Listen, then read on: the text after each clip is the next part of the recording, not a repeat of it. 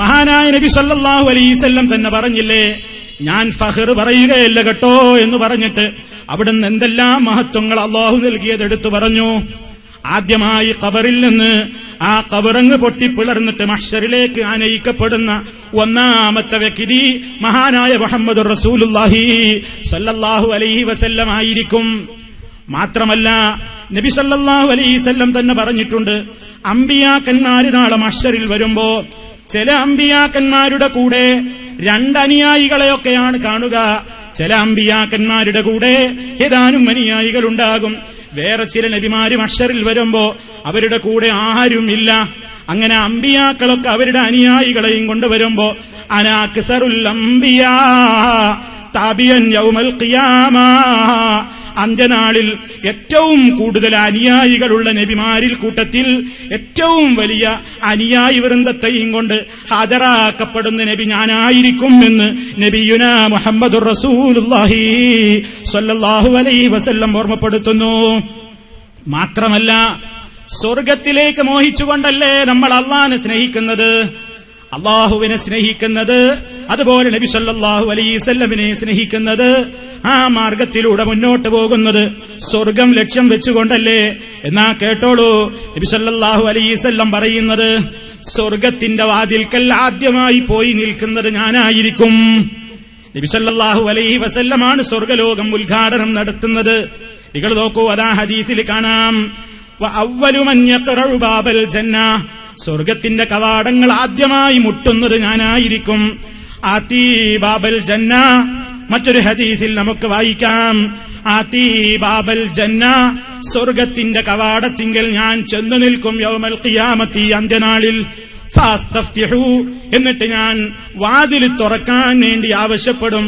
ഫയഖൂലുൽ ഖാസിനു, അപ്പൊ സ്വർഗത്തിന്റെ പരിചാരകനായ ഖാദിന്റെ ആ സൂക്ഷിപ്പുകാരനായ മലക്ക് ചോദിക്കും എന്നോട്, മൻ അന്ത, താങ്കൾ ആരാണ്, താങ്കൾ ആരാണ് എന്നോട് ചോദിക്കുമ്പോ ഫഅഖൂലു മുഹമ്മദ്, ഫഅഖൂലു മുഹമ്മദ് സല്ലല്ലാഹു അലൈഹി വസല്ലം പറയാണ്, ഞാൻ പറയും മുഹമ്മദാണ്, ഞാൻ മുഹമ്മദാണെന്ന് പറയുമ്പോ ആ ഘട്ടത്തിൽ മലക്ക് തിരിച്ചു പറയുന്ന മറുപടി ഫയഖൂലു, മലക്ക് പറയുന്നതാണ്, ബിക ഉമിർതു, താങ്കളുടെ കാര്യത്തിലാണ് എന്നോട് കൽപ്പിക്കപ്പെട്ടിരിക്കുന്നത്. അഥവാ ലാ അഫ്തഹു ലി അഹദിൻ ഖബ്ലക, അങ്ങേക്ക് മുമ്പ് ഒരാൾക്ക് വേണ്ടിയും ഈ സ്വർഗ കവാടം തുറക്കരുതെന്ന് എന്നോട് കൽപ്പിക്കപ്പെട്ടിരിക്കുന്നു എന്ന് നബി സല്ലല്ലാഹു അലൈഹി വസല്ലമിനോട് ആശീർവാദം പറയുകയാണ് മലക്കുകൾ എന്ന്, മലക്ക് എന്ന് സ്വഹീഹ് മുസ്ലിമിൽ നമുക്ക് കാണാം. നിങ്ങൾ നോക്കൂ, എത്രയാണ് ആ പവർ, എത്രയാണ് ആ സ്ഥാനം. അത് പറഞ്ഞാൽ അവസാനിക്കുന്നതാണോ?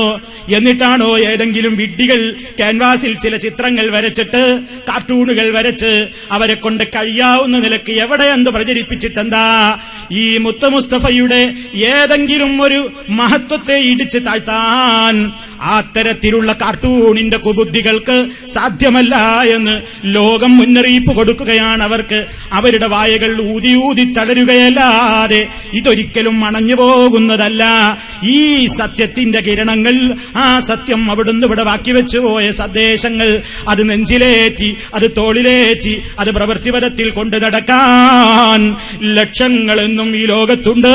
അത് നബി സല്ലല്ലാഹു അലൈഹി വസല്ലമിന് അല്ലാഹു നൽകിയ പവറാണ്, അല്ലാഹു നൽകിയിട്ടുള്ള അവിടുത്തേക്ക് നൽകിയ ഏറ്റവും വലിയ വ്യക്തിത്വമാണത്. നിങ്ങൾ ചിന്തിച്ചു നോക്കൂ സഹോദരന്മാരെ, ഇത്രയും മഹത്വമുള്ള നബി സല്ലല്ലാഹു അലൈഹി വസല്ലമിനെ സ്നേഹിക്കേണ്ടതുണ്ട്, അവിടുത്തെ ആദരവ് പറയേണ്ടതുണ്ട്, അവിടുത്തെ മഹത്വം ലോകത്തിന്റെ മുമ്പാകെ വിളിച്ചു പറയേണ്ടതുണ്ട്. ഈ കാര്യത്തിൽ ആർക്കാ ഈ ലോകത്ത് തർക്കമുള്ളത്? പക്ഷേ ചില കക്ഷികൾക്ക് എപ്പോഴും ചില ആളുകളെ കുറിച്ച് അങ്ങനെ പറഞ്ഞാലേ സമാധാനം കിട്ടുകയുള്ളൂ. പ്രത്യേകിച്ച് മുജാഹിദ് പ്രസ്ഥാനത്തെ കുറിച്ച് ഈ സന്ദർഭത്തിൽ സ്റ്റേജുകളിലൂടെ, പേജുകളിലൂടെ ഹുബ്ബുർ റസൂൽ എന്ന പേരും വെച്ചിട്ട്, മദ്ഹുർ റസൂൽ എന്ന പേരും വെച്ചിട്ട് ഈ സംഘടനയെയും അതിന്റെ പ്രവർത്തകന്മാരെയും കുറിച്ച് ചിലരൊക്കെ മനഃപൂർവ്വം തെറ്റിദ്ധരിപ്പിക്കുകയാണ്. ഈ കക്ഷികൾക്ക് റസൂലുള്ളാഹിനോട് മഹബ്ബത്തില്ല കേട്ടോ. അവര് നബി സല്ലല്ലാഹു അലൈഹി വസല്ലമിനെ നിസ്സാരമാക്കുന്ന ഈ ഭാഗമാണ്. റസൂലുള്ളാഹി സല്ലല്ലാഹു അലൈഹി വസല്ലമിനെ നിസ്സാരമാക്കുന്നവരോട് ഞങ്ങൾ ഐക്യപ്പെടില്ല എന്നൊക്കെ ബടായി പറയുന്ന കക്ഷികളില്ലേ. അവരാരെയാണ് ഈ തെറ്റിദ്ധരിപ്പിക്കുന്നത്? അത് തെറ്റിദ്ധരിക്കുന്ന കാലഘട്ടം ഇനി നടക്കുന്നതല്ല. കാരണം ആളുകൾ മനസ്സിലാക്കുന്നുണ്ട്. നിങ്ങൾ നോക്കൂ, എന്താണ് നബി സല്ലല്ലാഹു അലൈഹി വസല്ലമനെ സ്നേഹിക്കാത്തവരാണെന്ന് പറയാൻ കാരണമായി അവർ ആരോപിക്കുന്നത്? അവര് പറയുന്നത്, നിങ്ങൾ ഞങ്ങൾ പുകഴ്ത്തും പോലെ നബിയെ പുകഴ്ത്തുന്നില്ല, ഞങ്ങൾ നബി സല്ലല്ലാഹു അലൈഹി വസല്ലമനെ കുറിച്ച് പറയും പോലെ നിങ്ങൾ പറയുന്നില്ല, നബി സല്ലല്ലാഹു അലൈഹി വസല്ലമനെ കുറിച്ച് പറയരുതാത്ത പലതുമാണ് അവര് പറഞ്ഞുകൊണ്ടിരിക്കുന്നത്. അതെന്താണെന്ന് ഇൻഷാ അല്ലാഹ് അവസരമുണ്ടെങ്കിൽ ഞാൻ ശേഷം വിശദീകരിക്കുന്നുണ്ട്. എന്തൊക്കെ പറയരുതാത്ത കാര്യങ്ങളാ മുത്ത് മുസ്തഫയെ കുറിച്ച് പറയുന്നതെന്ന്. അങ്ങനെ പറയരുതാത്ത കാര്യങ്ങൾ റസൂലുള്ളാഹിയുടെ പേരിൽ പറയുകയാണ്. മദ്ഹാണെന്നാണ് പേര് പറയുന്നത്, ഹുബ്ബാണെന്നാണ് പറയുന്നത്. ആ പേരും വെച്ചിട്ട് നബി സല്ലല്ലാഹു അലൈഹി വസല്ലം പഠിപ്പിച്ചിട്ടില്ലാത്ത ആദർശങ്ങളിലേക്ക് ജനങ്ങളെ നിർദ്ദേശിക്കുമ്പോ അരുത് സഹോദരാ, നിങ്ങൾ ഈ പറയുന്നത് റസൂലുള്ളാഹിനോടുള്ള ഹുബ്ബല്ല, ഇത് നബിയോട് പൊരുത്തപ്പെടുന്ന മദ്ഹല്ല, ഇത് ഇസ്ലാം വിരോധിച്ച കാര്യങ്ങളാണ് എന്ന് പറയുമ്പോ ചില കക്ഷികൾ പറയുകയാണ്, നിങ്ങൾക്ക് റസൂലുള്ളാഹിനോട് മഹബ്ബത്തില്ല, നിങ്ങൾക്ക് സ്നേഹമില്ല, നിങ്ങൾക്ക് സ്നേഹമില്ല എന്നാ പറയുന്നത്. നിങ്ങൾ നോക്കൂ, സ്നേഹമുണ്ടോ ഇല്ലേ?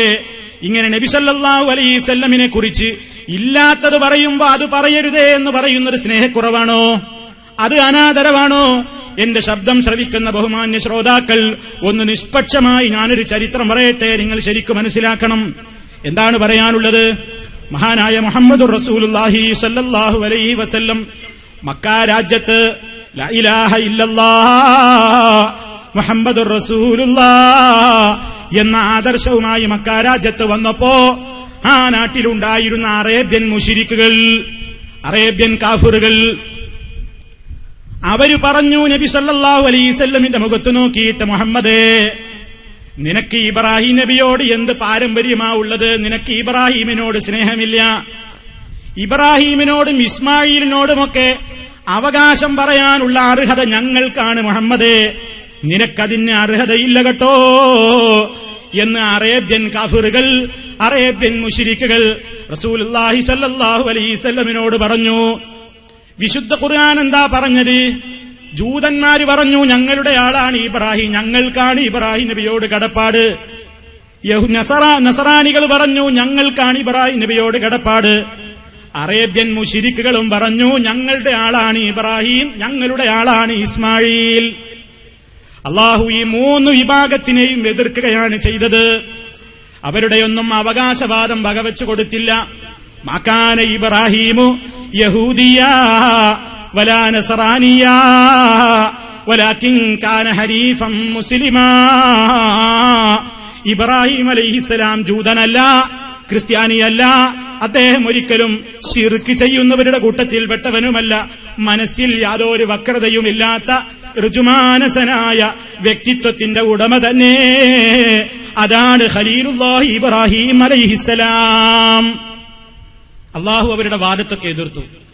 എന്നിട്ട് പിന്നെ ആരെയാണ് പിന്തുണച്ചത്? അള്ളാഹു സുബ്ഹാനഹു വ തആല പറയുന്നു, യഹൂദിയല്ല ഇബ്രാഹിമെങ്കിൽ, നസറാനിയല്ല ഇബ്രാഹിമെങ്കിൽ, മുശ്രിക്കല്ല ഇബ്രാഹിമെങ്കിൽ പിന്നെ ഇബ്രാഹിം ആരുടെ ആളാണ്? അവകാശവാദക്കാര് പലരുമുണ്ട്. ജൂതന്മാര് പറയുന്നു, മുഹമ്മദേ, നിന്റെ ആളല്ല, ഞങ്ങളുടെ ആളാണ് ഇബ്രാഹിമും ഇസ്മായിലും. ക്രിസ്ത്യാനികൾ പറയുന്നു, മുഹമ്മദേ, നിന്റെ ആളല്ല, ഞങ്ങളുടെ ആളാണ് ഇബ്രാഹിം. അബൂജഹൽ അടക്കമുള്ള മുശ്രിക്കുകളും വാദിച്ചു, മുഹമ്മദേ, നിന്റെ ആളല്ല ഇബ്രാഹിമും ഇസ്മായിലും, ഞങ്ങളുടെ ആളാണ്. അപ്പൊ നബി സല്ലല്ലാഹു അലൈഹി വസല്ലം പറഞ്ഞു, നിങ്ങളുടെ ഒന്നും ആളല്ല.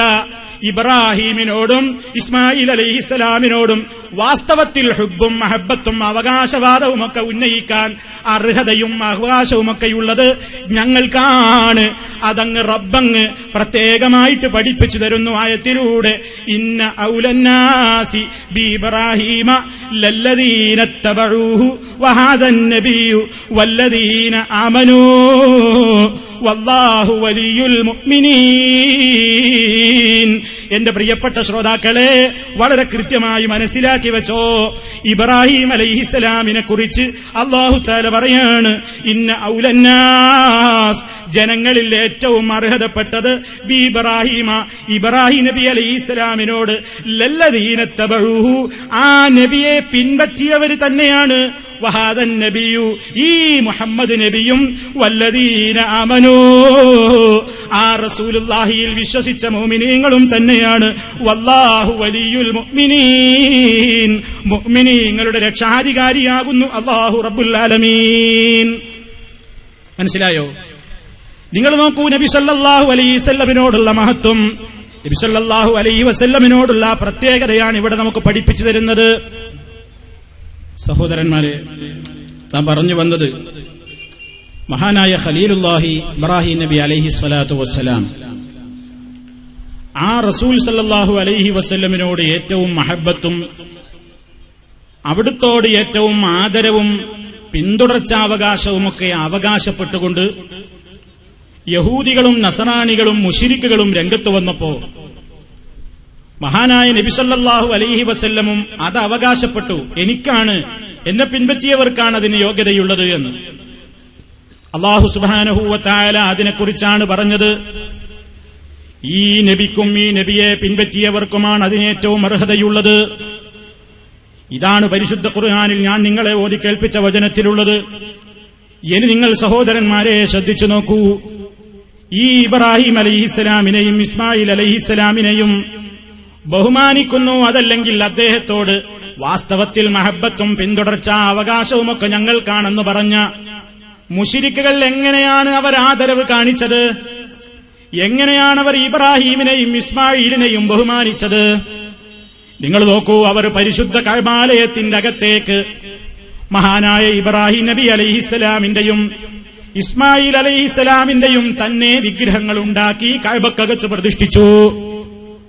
കഅബയുടെ അകത്തതാ പല വിഗ്രഹങ്ങളുടെ കൂട്ടത്തിൽ രണ്ട് ബിംബങ്ങൾ നിൽക്കുന്നു. ഒന്ന് ഇബ്രാഹീമിന്റെ ബിംബമാണ് അവരുടെ ഭാഷയിൽ, മറ്റൊന്ന് ഇസ്മായിൽ അലൈഹിസ്സലാമിന്റെ വിഗ്രഹമാണ്. ഇബ്രാഹിം അലൈഹിസ്സലാമിന്റെ കയ്യിലതാ, അതുപോലെ ഇസ്മായിൽ അലൈഹിസ്സലാമിന്റെയും ഒക്കെ കൈകളിൽ അവര് ഒരു അമ്പുറ കൊടുത്തിട്ടുണ്ട്. അമ്പുകൾ വെക്കുന്ന ഒരു ഉറയുണ്ട്. ആ ഉറയിൽ ചില അമ്പുകളുണ്ട്. ആ അമ്പുകളിൽ ഒന്നിന്മേൽ അവർ എഴുതിയിട്ടുണ്ട് ഇഫ്അൽ, ചെയ്യുക എന്ന് എഴുതിയിട്ടുണ്ട്. മറ്റൊന്നിന്മേൽ ലാ തഫ്അൽ എന്നാണ് എഴുതിയിട്ടുള്ളത്.